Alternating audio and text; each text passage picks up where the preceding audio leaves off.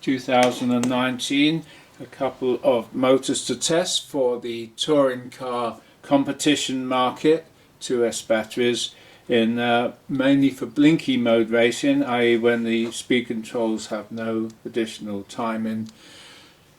And I've got two new ones here to have a look at. We've got the MOTIV MC3 and I've got a SURPASS black motor, black and silver. I'm going to compare it to the existing red and silver version and see if there's any difference. Now these are all 17.5 turns. This SURPASS one is also available in 13.5 only. The MOTIV is also available in at least 13.5, which I don't have at the moment, so we're going to do 17.5s, and I'm going to just compare them to the results we had previously of some of the best motors you can buy. The class winning R1 V21 and also ones that I've looked at which did extremely well, the SMC Lowrider and the new Fantom Icon with tuning pins. And some of these motors are quite new sort of designs. This one has just got the can fixed at the end with a couple of screws, no screws going through, but they said they have tuning pins that go through. The SURPASS uses alloy screws that hold it together still conventionally, and the MOTIV we're going to see is like the Fantom, has a fixing at the end and no screws going through, and the SMC had very tiny thin screws that went through on a different place on the stator. Now I've already done plenty of tests on the R1 SMC Fantom and I've got all the results so we can compare everything. Starting with this new MOTIV MC3. The MOTIV are used a lot in LMP cars, and I think they're tuned mainly for LMP cars, but they work just as well in other cars that use 2S.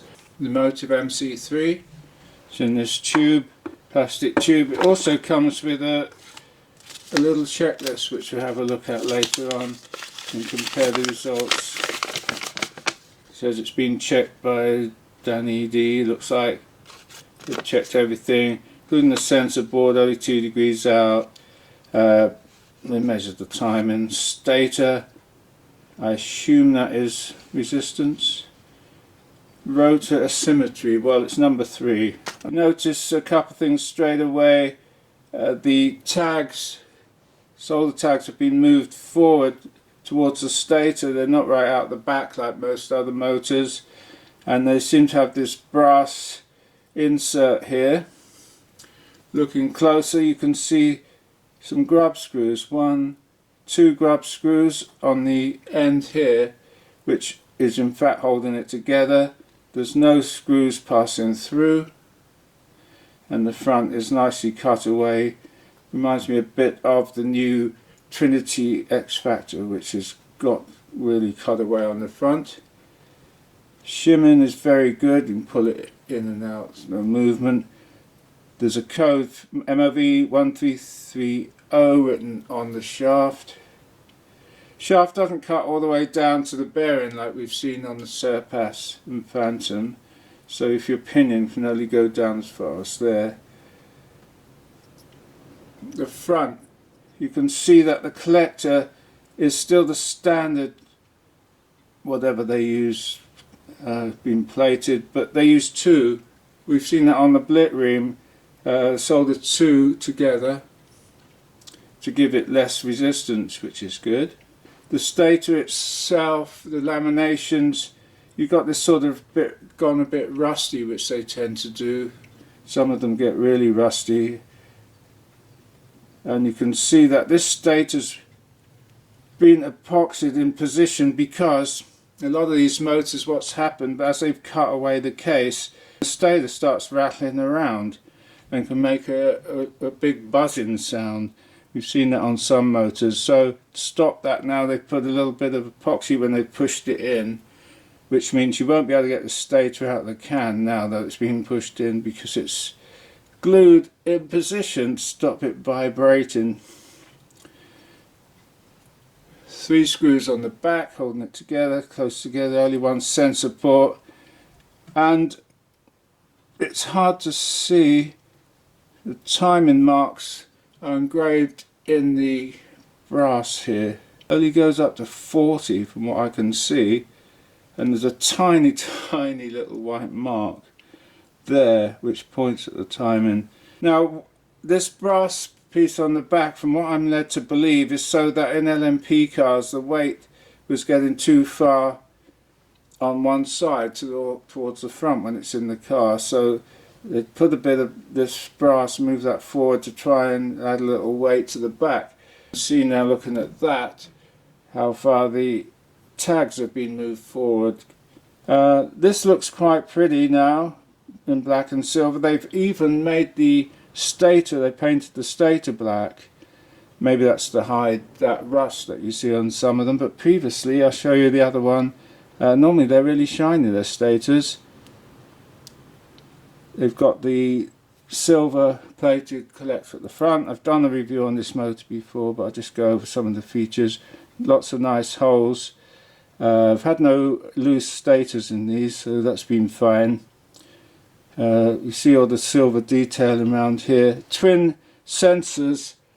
That did cause a problem on the very early ones with the end bell shorting out some of these contacts, but I think they fixed that some time ago now, so it's not a problem. 3 screws. Those are the alloy screws that hold it together, go all the way through. The timing marks, again, very difficult to read. They're just marks on the silver, and it's got a little raised part that points at the timing. Nicely shimmed, magnet strength, nice and strong, like we know when we tested them before. Now that is the new one. The existing one, just using silver highlighting instead of red. Let's weigh them. These are the 17.5s I'm doing. So we've got, for instance, the SURPASS weighed, it wasn't one of the lightest motors we've tested, 151.7 for the red, 152 for the black. You do get a slight variation, but they're not exactly the same. The class lead-in 17.5 R1 V21, 143.7, so it is lighter than the SURPASS. Then you've got the SMC, very light, 136.9, and it looks very small as well without a can, it looks tiny. And then you've got the MC3, 149.1, so sort of in between, the SURPASS being slightly heavier. The Fantom Icon 17.5, 145.1, so that's fairly light, and that's with the pins. If you take the pins out, it's actually a bit lighter. The all important stator resistances I've measured before, and the R1 was the best, followed very closely by some of the new motors such as the SURPASS. So first of all, we take this very accurate meter and we double check that it reads 0, which it does. And then you take, for instance, the R1, and we measure to get both probes on 0.035. Previously it was 0.035, 0.034, so it's still spot on. The MC3 0.037, so not quite as good. Let's try another one. 0.036. SURPASS, let's do the black one. 0.036, and the center pole 0.037. The SMC 0.035, Fantom Icon 0.037. Resistance of the red SURPASS 1037. Testing the kV. I adjust all the motors exactly the same so that they draw 6 amps by adjusting the M-bell timing, and then we can check the kV on this new SURPASS Black. It does a 3280 timing, 47 degrees, and the spread not bad, 47, 46, 48, and on the actual M-bell just over 45. So SURPASS red 17.5, 6 amps, 3205 kV. Timing is 48, but spreads a bit much, 51, 46, 47. Fantom icon with tuning pins in. Yeah, it's almost an identical result, 3414 to when it was previously tested. 46 and a spread of 47, 45, 45.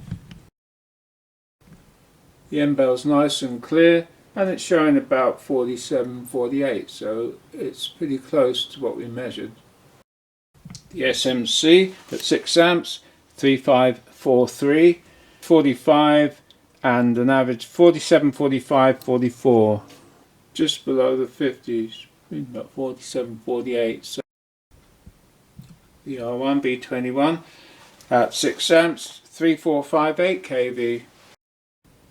Timing 50 degrees to get that result, and a spread of 48, 51, 50.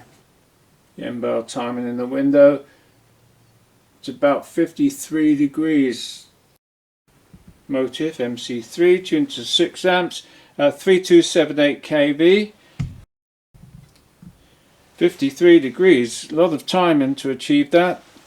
And the board, according to this, is quite a way out with a 50, 52, 56. That tiny little mark there is the indicator. It goes up to 40 degrees on the scale, and so it's way past the end, right up here, about 53, so which would actually be spot on. A bit different from their sheet. They said the variation on the sensor was only 2 degrees, but we've got 50 to 56, which is 6, but they measured it at a much lower point, probably about 30 degrees, where maybe it didn't wasn't so exaggerated down there.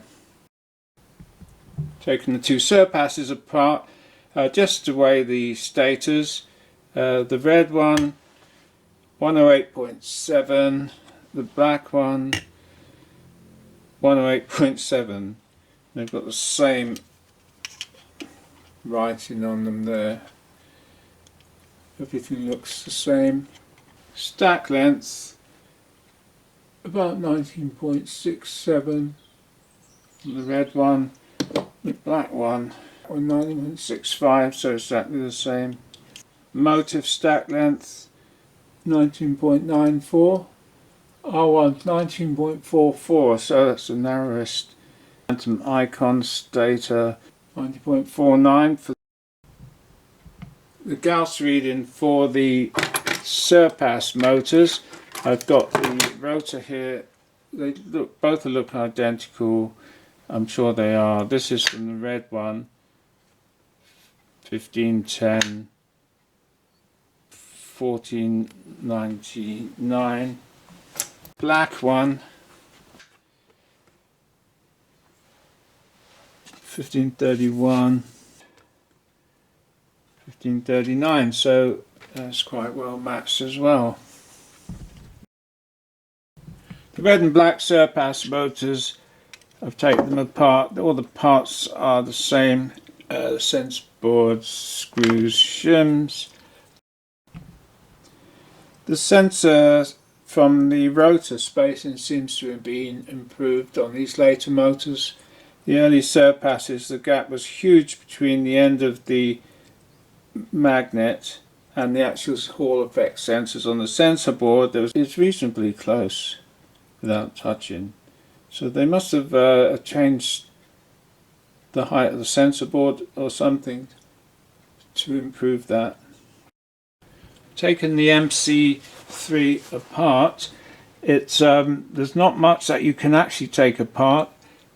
To get it apart, you have to loosen the 3 screws on the back and rotate it, and the end bell comes out from these 3 locating slots where it fits in with these lugs on the sensor board assembly, so that is holding it in place.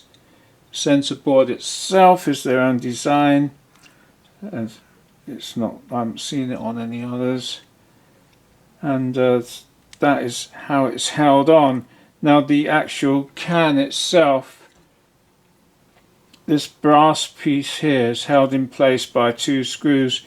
That doesn't really come out, it's sort of pressed in. You could probably leave it out, but there'd be no point. And behind that is the windings, and this plate, thick plate with the wires on it, and then there's a little insulator between them that stops it shorting. When that's pressed in, the windings look pretty neat. This lamination is quite a thin sort of section inside that we've seen before. Means they can get the wire on, and you can't really take it apart anymore, not that you want to. The rotor is interesting. It's a nice gold colour matching the brass, or brass colour.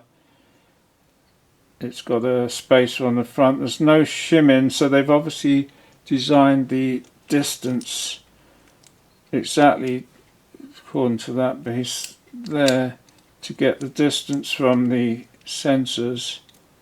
It's fairly close. They could have gone a little closer, but they wanted to play safe. Now the strength of the rotor, and see how it shapes up. 1530 minus 1550, so it's quite a strong rotor, not a bad bit of balance. But the rotors seem to be going this sort of strength now. They were a year or so ago 1400, then 1450, then 1500, now they got up to 1550. Though some time ago on some of the Trinity motors and GM, you could buy a red-ended marked rotor that was about 1650 Gauss, so there's still a way they could go if they wanted to. It's got written on it MOV1330 without any shims falling off, etc. It's fairly easy to put back together. I use one of these little locating things you can buy, helps it go straight in. Now this is a bit awkward putting this back on.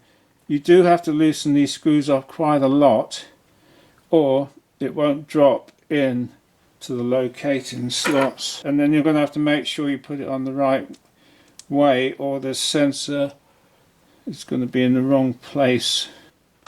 Get that on there, and the lugs and the slots and the position of the sensor have all got to line up, so holding the shaft, stop it flying through, push it down, get them in the slots, and then put it in the right way around. The mark for the timing will line up with the timing that's engraved in the top. Problem with having such a long shaft protrusion is, now it might drill into the side of your lipo if you're not careful, but these are made for LMPs, they're not worried about that, I think. Conclusions about the 2 new motors I've just checked out, the MOTIV MC3 and the SURPASS black and silver. How they compare to the existing best motors such as the R1. We've looked at the actual appearance of them and weighed them, and the weights vary from the lightest weight one, the SMC, 136.8 grams, up to SURPASS 152 grams, and etc. You can see the weights. The R1 143.7 is probably still the class leader. They're looking at the all important resistances of the windings. The tighter they wind the windings, the better the connections, the solder joints, everything else will give you the lowest resistance. Why is that important? Well, resistance equals heat. The higher the resistance, the hotter the motor is going to get, and the hotter it gets, more likely it's going to slow down towards the end of the race or even burn out. Now the R1 is still the leader at 0.035 milliohms, 0.035 ohms. The others all come out about the same, between 36, 37 milliohms, and Fantom, SURPASS. The SMC was particularly low, tiny bit better. So that's the winding resistances. The other thing that makes a huge difference is the stator Gauss strength. And they've been getting stronger and stronger over the years, and we're now up to a lot of these motors using strengths around about getting 1550 Gauss.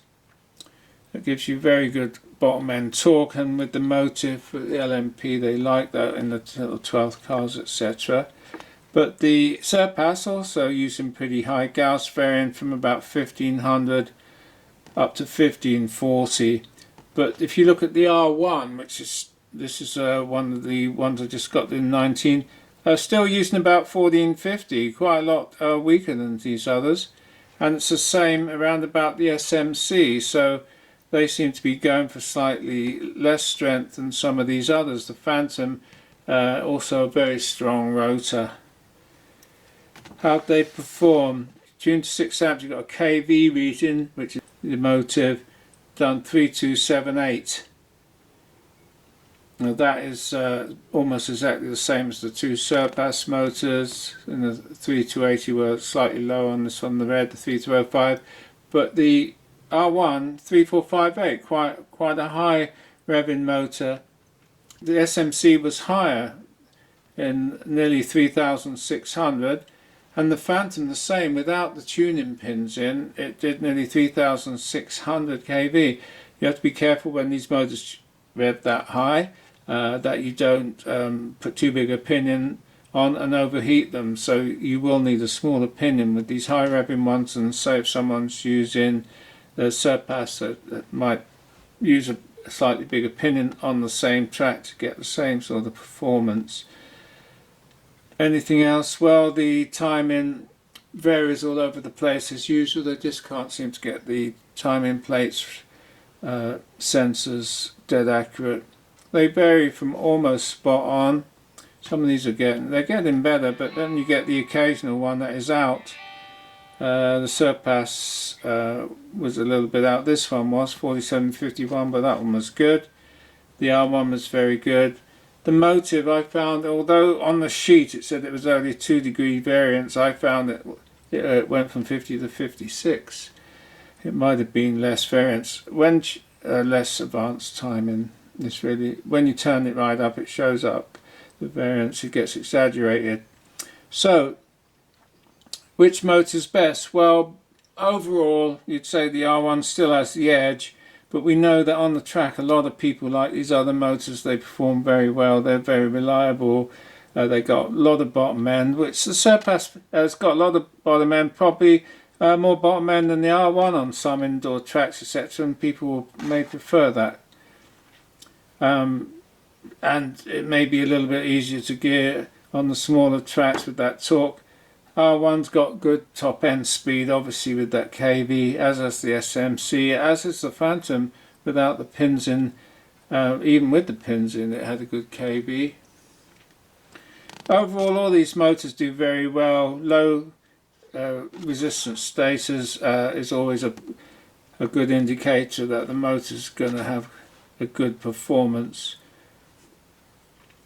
Another thing I did notice, that the length of the MOTIV, the length of the magnet, a lot of the rotor magnets have been getting longer and longer, which seems to have improved the performance overall of the motor. I found that one quite long, 25.96 Some of these others were 25, so it's all a millimetre longer.